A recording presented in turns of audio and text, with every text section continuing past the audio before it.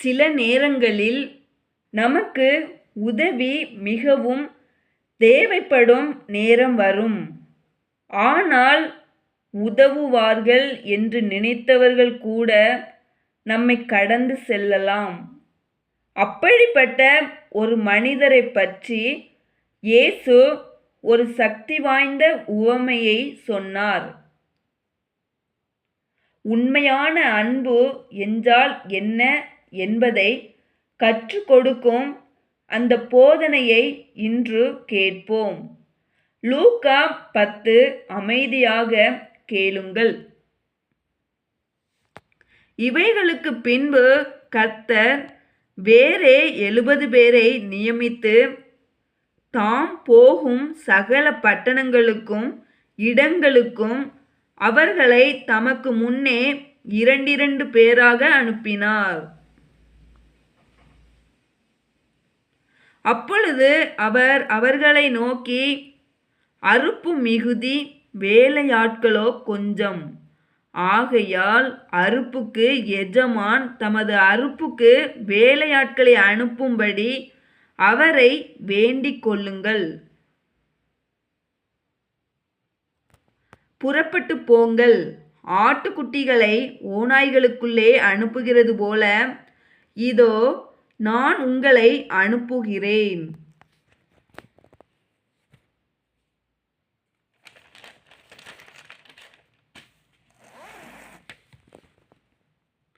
பணப்பையையும் சாமான் பையையும் பாதரட்சைகளையும் கொண்டு போக வேண்டாம்.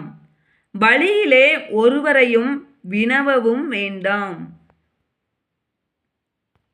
ஒரு வீட்டில் பிரவேசிக்கிற போது இந்த வீட்டுக்கு சமாதானம் உண்டாவதாகவென்று முதலாவது சொல்லுங்கள். சமாதான பாத்திரன் அங்கே இருந்தால் நீங்கள் கூறின சமாதானம் அவனிடத்தில் தங்கும். இல்லாதிருந்தால் அது உங்களிடத்திற்கு திரும்பி வரும்.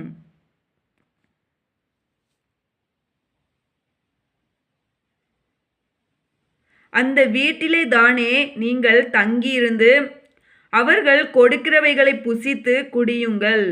வேலையாள் தன் கூலிக்கு பாத்திரனாயிருக்கிறான். வீட்டுக்கு வீடு போகாதிருங்கள்.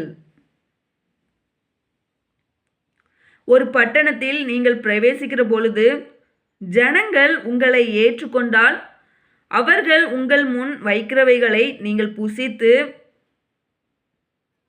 அவ்விடத்தில் உள்ள பிணியாணிகளை சொஸ்தமாக்கி தேவனுடைய ராஜ்யம் உங்களுக்கு சமீபமாய் வந்திருக்கிறது என்று அவர்களுக்கு சொல்லுங்கள்.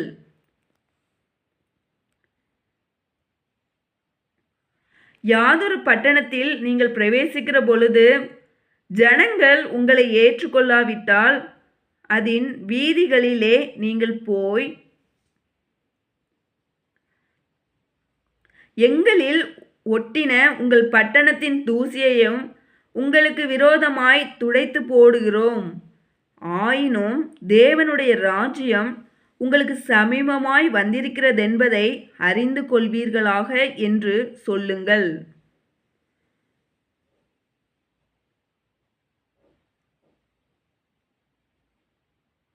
அந்த பட்டணத்திற்கு நேரிடுவதை பார்க்கிலும் அந்த நாளிலே சோதோம் நாட்டிற்கு நேரிடுவது லகுவாயிருக்கும் என்று உங்களுக்கு சொல்லுகிறேன்.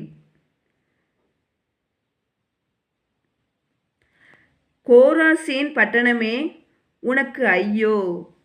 பெத்சாயிதா பட்டணமே உனக்கு ஐயோ!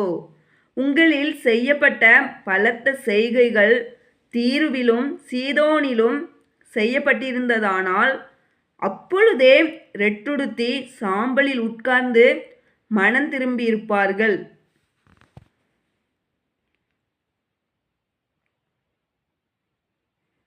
நியாய தீர்ப்பு நாளில் உங்களுக்கு நேரிடுவதை பார்க்கிலும் தீருவுக்கும் சீதோனுக்கும் நேரிடுவது லகுவாயிருக்கும்.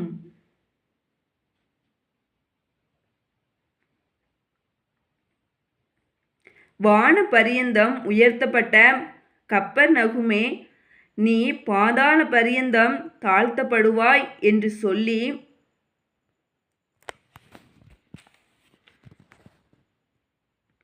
சீசரை நோக்கி, உங்களுக்கு செவி கொடுக்கிறவன் எனக்கு செவி கொடுக்கிறான்.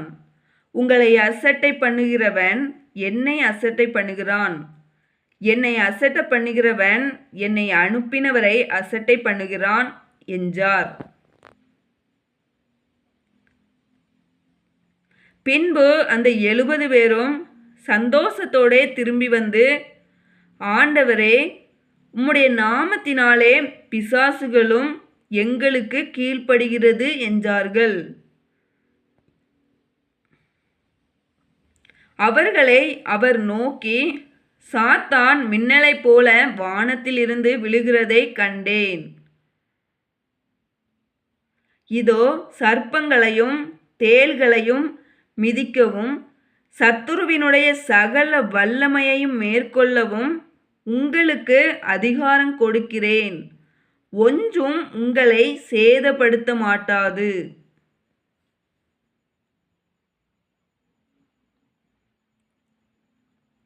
ஆகிலும் ஆவிகள் உங்களுக்கு கீழ்ப்படுகிறதற்காக நீங்கள் சந்தோஷப்படாமல் உங்கள் நாமங்கள் பரலோகத்தில் எழுதியிருக்கிறதற்காக சந்தோஷப்படுங்கள் என்றார்.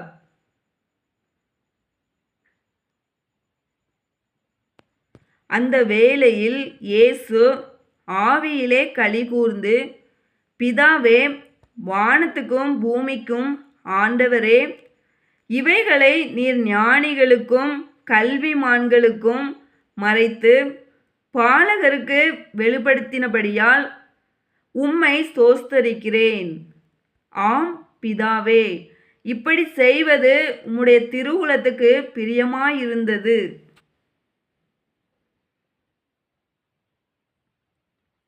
சகலமும் என் பிதாவினால் எனக்கு ஒப்பு கொடுக்கப்பட்டிருக்கிறது. பிதா தவிர வேறொருவனும் குமாரன் இன்னாரென்று அறியான்.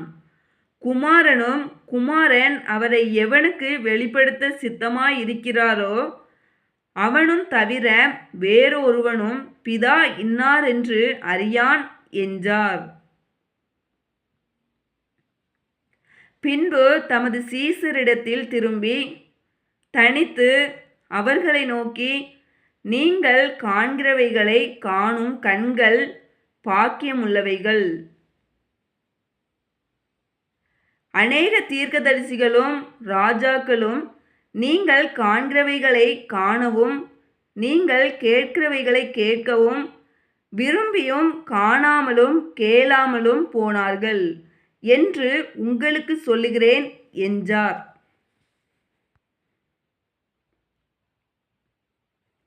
அப்பொழுது நியாயசாஸ்திரி ஒருவன் எழுந்திருந்து அவரை சோதிக்கும்படி, போதகரே, நித்திய ஜீவனை சுதந்தரித்து கொள்ளும்படிக்கு நான் என்ன செய்ய வேண்டும் என்று கேட்டான். அதற்கு அவர், நியாயப்பிரமாணத்தில் என்ன எழுதியிருக்கிறது? நீ வாசித்திருக்கிறது என்ன என்றார். அவன் பிரதியுத்தரமாக, உன் தேவனாகிய கர்த்தரிடத்தில் உன் முழு இருதயத்தோடும் உன் முழு ஆத்மாவோடும் உன் முழு பலத்தோடும் உன் முழு சிந்தையோடும் அன்பு கூர்ந்து உன்னிடத்தில் அன்பு கூறுவது போல பிறனிடத்திலும் அன்பு கூறுவாயாக என்று எழுதியிருக்கிறது என்றான். அவர் அவனை நோக்கி, நிதானமாய் உத்தரவு சொன்னாய், அப்படியே செய், அப்பொழுது பிழைப்பாய் என்றார்.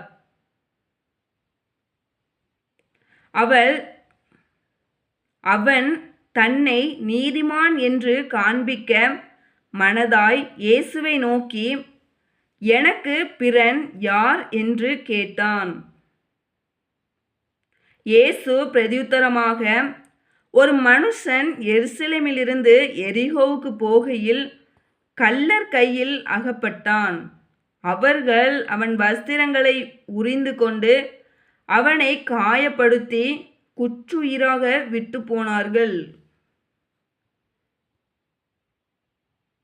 அப்பொழுது தற்செயலாய் ஒரு ஆசாரியன் அந்த வழியே வந்து அவனை கண்டு பக்கமாய் விலகி போனான். அந்தபடியே ஒரு லேவியனும் அந்த இடத்துக்கு வந்து அவனைக் கண்டு பக்கமாய் விலகி போனான். பின்பு சமாரியன் ஒருவன் பிரயாணமாய் வருகையில் அவனைக் கண்டு மனதுருகி கிட்ட வந்து அவனுடைய காயங்களில் எண்ணெயும் திராட்சரசமும் வார்த்து காயங்களை கட்டி அவனை தன் சுய வாகனத்தின் மேல் ஏற்றி சத்திரத்துக்கு கொண்டு போய் அவனை பராமரித்தான்.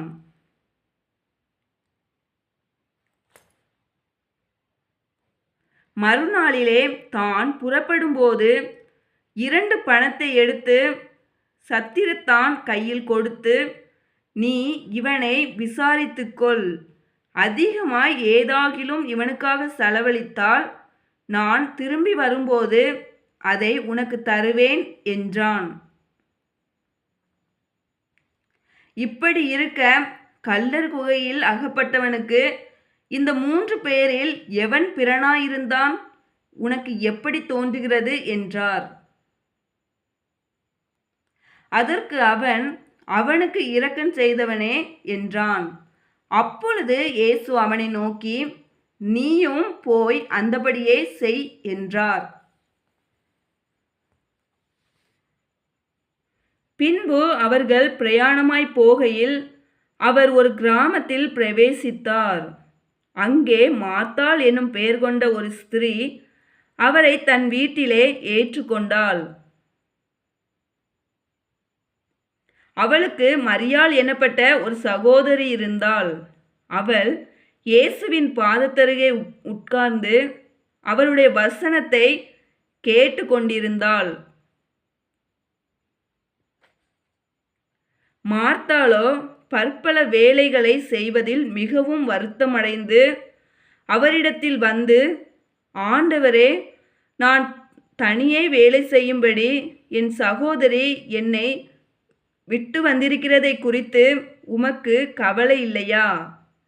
எனக்கு உதவி செய்யும்படி அவளுக்கு சொல்லும் என்றாள்.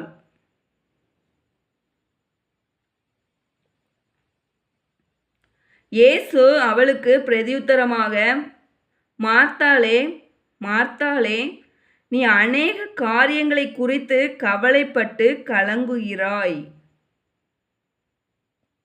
தேவையானது ஒன்றே. மரியாள் தன்னை விட்டு எடுபடாத நல்ல பங்கை தெரிந்து கொண்டாள் என்றார்.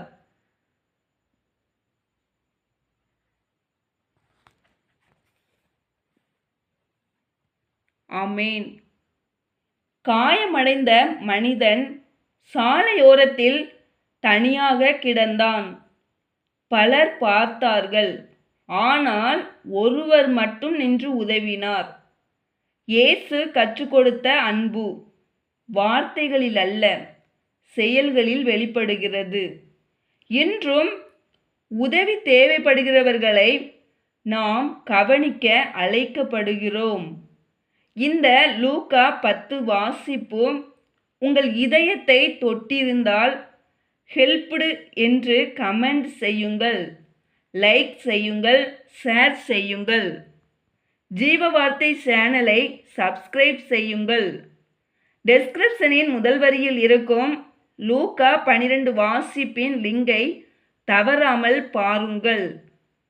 கவலைப்படாதிருங்கள் என்று இயேசு கற்றுக் கொடுத்த அற்புதமான போதனையை அந்த அதிகாரத்தில் கேட்கலாம். உங்கள் குடும்பத்தையும் உங்கள் வாழ்க்கையையும் தேவன் ஆசீர்வதிப்பாராக. நன்றி. மீண்டும் ஒரு வேதாகம வாசிப்பில் சந்திப்போம்.